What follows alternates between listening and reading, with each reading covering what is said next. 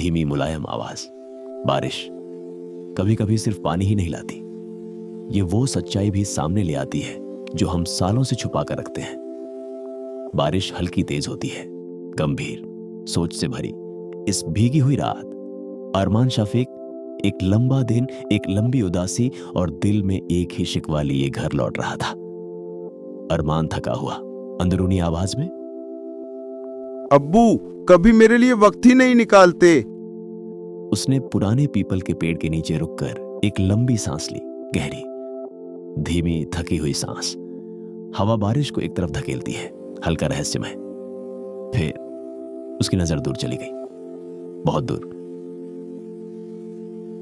एक धुंधली सी शक्ल, एक लाल साया, एक पुरानी छतरी के नीचे खड़ा कोई शख्स।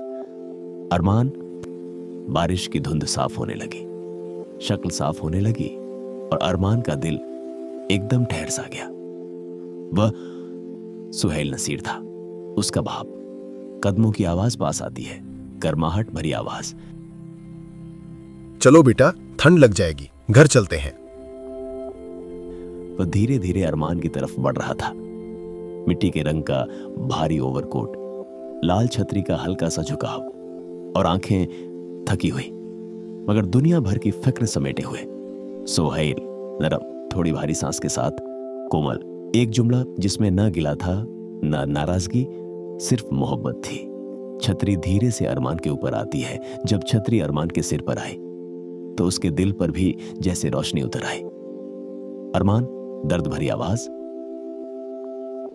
अब्बू आप रोज आते हैं यहाँ? सुहेल ने हल्की मुस्कान के साथ बस इतना कहा, हाँ, बस ये देखने के लिए कि तुम ठीक हो या नहीं। सुहेल, पिता की मुलायम आवाज। बारिश थोड़ी धीमी पड़ती है, धीमा, भावुक। वह लम्हा अरमान के सालों पुराने शिकवे को बारिश की तरह बहा ले गया।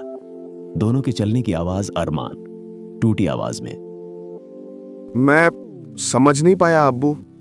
सुहेल गरम, भरोसे से भरी आवाज, कोई बात नहीं बेटा, मोहब्बत वक्त के साथ समझ आती है। दोनों बारिश में चल रहे थे मगर पहली बार दिल एक दूसरे के करीब थे। घर का दरवाजा और हल्की रोशनी, बहुत धीमा। घर का रोशन दरवाजा नजर आया। बारिश और धीमी होती गई और अरमान ने अपने बाप की तरफ दोबारा देखा, इस बार शुक्रिया के आंसुओं के साथ। अंतिम भावुक विराम, गहरी, असरदार आवाज। उस रात अरमान ने सिर्फ बारिश नहीं देखी, उसने अपने बाप का वो साया भी देखा जो हमेशा उसके साथ चलता रहा।